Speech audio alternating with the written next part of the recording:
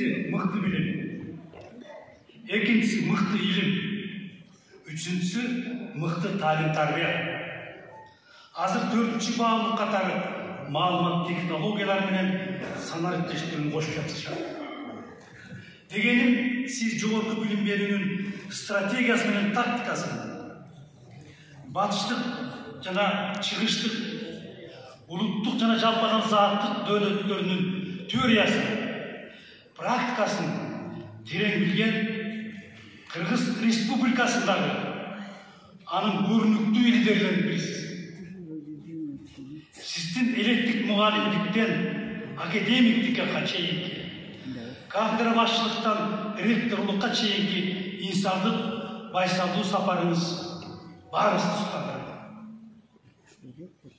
Окумуштуу педагогдун жанындуу образы конференцияларда, илимий дискуссияларда, диссертациялык талкууларда жана коргоолордо бөтөнчө көркүнө чыгат.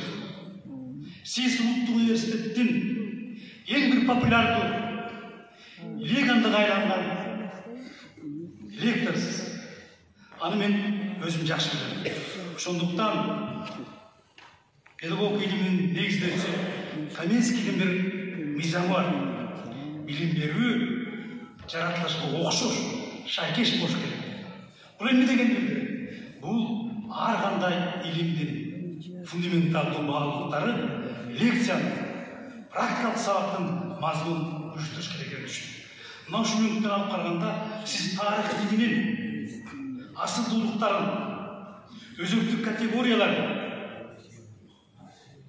негизги баалыктарын аудиторияга эмоционалдуу, экспрессивдүү, өзүңүзгө гана мүнөздүү болгон баяндамаңыз менен ар дайым насихаттап бересиз.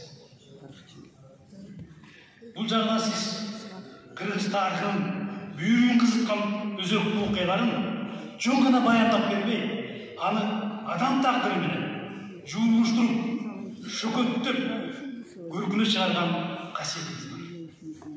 А көрсө, тарых бул жана акыл эмес, бул адам тагдыры, инсан тагдыры, бул улут тагдыры.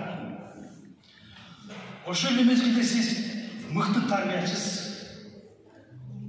Өзгөчө улуттук идейттүүлүктүн коду болгон эне тилин, тарыхый эс тутумун, салт сана маданиятын жана аймактык географиялык баалыктарын тарых илими менен жуулуштуруп, улуттук жарандарды калыптандырууга дайым чыгармачылык аракет кыласыз.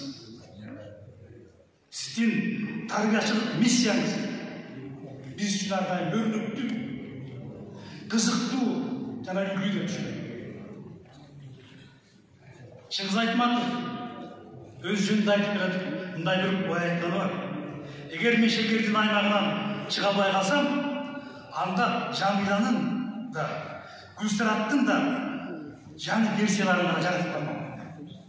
Анын сценарийи сиз Кыргызстан аймагынан чыгып кетип, байыркы кыргыз эли жашап өткөн аймактарды түрөгүдүр. Табалалар таптыңыз, ачылыштарды аштыңыз. Ошонуңуз менен сиз илимге, тарых илимине, этнологияга жаңы концепциялар сунуштап алдыңыз. Сиз Жаңазалуу, Асанбек Табелдиев сындуу этносоциологияны негиздедиңиз. Кыргыз этносоциологиясы. Ошондуктан сиздин илимий нарктан, албетте илимий нарктардын ар түрдүү даражасы, градациясы бар. Ар бир даража, градация тарых чындыгын, адам чындыгын ачуунун жана жалпылаштыруунун деңгээли менен белгиленет.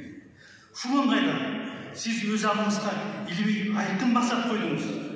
Кыргыз тарыхын, кыргыз турмушун, кыргыз адамын, кыргыз чындыгын жалпы адамзаттык тарыхтын контекстине коюп, аналитикалык талдоо жасап, жалпы адамзаттык философиянын деңгээлине алып чыктыңыз. Бул сиздин илимий жеңишиңиз. Аны коомчулук тааныган, аны коомчулук терең түшүнгөн, бул сиздин илимий аброюңуздун бийиктиги. Ошондой эле сиз мамлекеттик кызматта жүрүп, мына эпос 1000 жылдыр, Кыргыз тарыхынын 2200 жылдыр, Ош шаарынын 3000 жылдыгын өткөрдө ополкодо кызмат кылдыңыз. Ал эми сиздин илимий мектебиңиз бул Кыргызстандын жетишкендиги. Биз тарых эсимизди канчалык байыта алсак, аны өркүндөтө алсак, анда биздин улуттук иденттигибиз бекем болот. Улуттук иденттүүлүк бекем болсо, мамлекеттик иденттүүлүк тынчсыз болот. Ушул майданда сиз мээнет кылып, эмгек кылып,